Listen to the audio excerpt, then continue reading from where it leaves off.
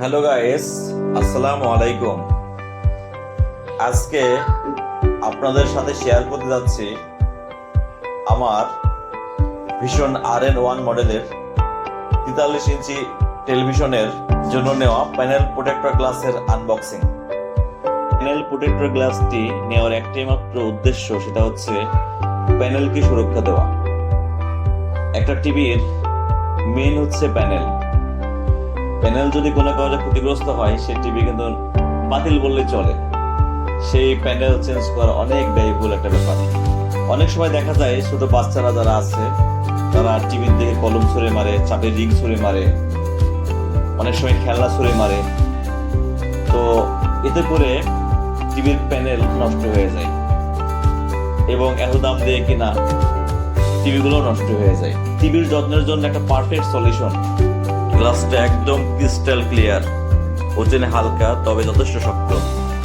TV স্ক্রিনকে ধুলো, scratch এমনকি হালকা চাপ থেকে সুরক্ষা দেবে।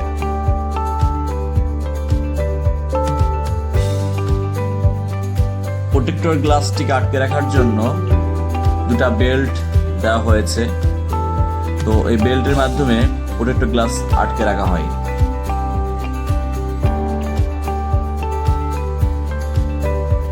টিভির প্রোটেক্টর গ্লাসটি মানে প্যানেল প্রোটেক্টর গ্লাসটি নেওয়ার একটাই মাত্র উদ্দেশ্য, সেটা হচ্ছে প্যানেলকে সুরক্ষা দেওয়া। একটা টিভির মেইন হচ্ছে প্যানেল যদি কোনো কারণে ক্ষতিগ্রস্ত হয়, সেই টিভি কিন্তু বাতিল বললেই চলে। সেই প্যানেল চেঞ্জ করা অনেক ব্যয়বহুল একটা ব্যাপার। অনেক সময় দেখা যায় ছোট বাচ্চারা যারা আছে তারা টিভির দিকে কলম ছুঁড়ে মারে, চাপের রিং ছুঁড়ে মারে, অনেক সময় খেলনা ছুঁড়ে মারে। তো এতে করে টিভির প্যানেল নষ্ট হয়ে যায় এবং এত দাম দিয়ে কিনা টিভিগুলো নষ্ট হয়ে যায়। তো আপনারা দেখতেই পাচ্ছেন গ্লাস লাগানোর পরে ছবির ক্লিয়ারিটি একদম অপরিবর্তিত রয়েছে।